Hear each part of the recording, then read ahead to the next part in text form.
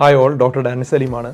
ഇന്നത്തെ കാലത്ത് പല സ്ത്രീകളെയും അതുപോലെ ചെറിയ കുട്ടികളെ വരെ അലട്ടുന്നൊരു പ്രശ്നമായി മാറിയിരിക്കുകയാണ് PCOD അല്ലെങ്കിൽ PCOS.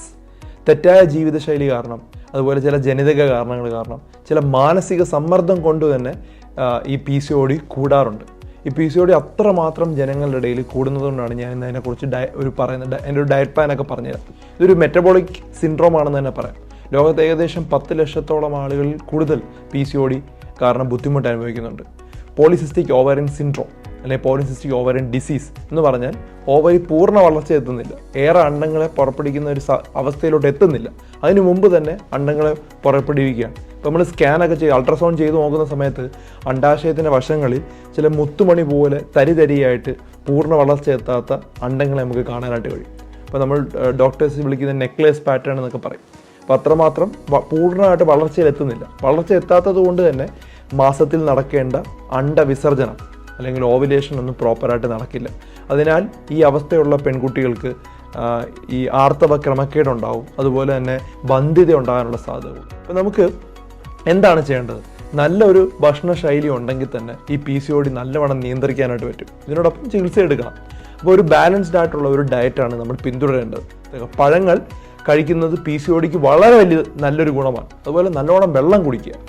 പിന്നെ നറുക്ക് ഗോതമ്പ്, മുഴുഗോതമ്പ്, whole wheat, oats, steel cuts ആണ് നല്ലത്, മത്സ്യം തുടങ്ങിയവ കഴിക്കുന്നത് നല്ലതാണ്.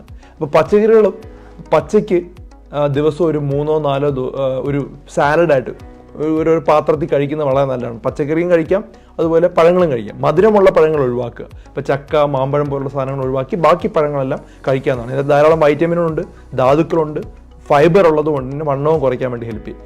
വ്യായാമം വളരെ ഇമ്പോർട്ടൻ്റ് ആണ്. വ്യായാമം ചെയ്യുന്നത് നമ്മുടെ കഴിക്കുന്ന ആഹാരം നമ്മുടെ ദേഹത്ത് ആവശ്യമുള്ളത് മാത്രം പിടിക്കുകയും ബാക്കിയുള്ളത് നമ്മൾ കുറച്ച് എനർജി പുറത്തോട്ട് പോകുമ്പോൾ ആ ഇംബാലൻസ് ഉണ്ടാവില്ല. അപ്പോൾ ഓട്ടം, സൈക്ലിംഗ്, നീന്തലൊക്കെ വളരെ നല്ലതാണ്. ഉറക്കം ഒരു പ്രധാനപ്പെട്ട കാര്യമാണ്. പല ആളുകൾക്കും അറിയില്ല.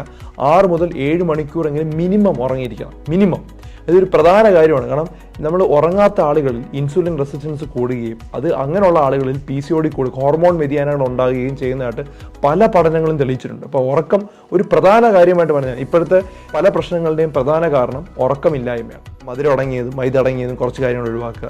ഈ രീതിയിൽ നമ്മളൊന്ന് ചിട്ട അടിച്ചു കഴിഞ്ഞാൽ ഒരാഴ്ച കൊണ്ട് തന്നെ നമ്മുടെ ഹാബിറ്റ് ശരിയാവും. പിന്നെ ഒരു 4-5 മാസം ഇങ്ങനെ കൺട്രോൾ ചെയ്ത് ഈ പറഞ്ഞ കാര്യങ്ങളെല്ലാം കറക്റ്റായിട്ട് പാലിച്ചു കഴിഞ്ഞാൽ നമുക്ക് PCOD നല്ലവണ്ണം വ്യത്യാസം വരും.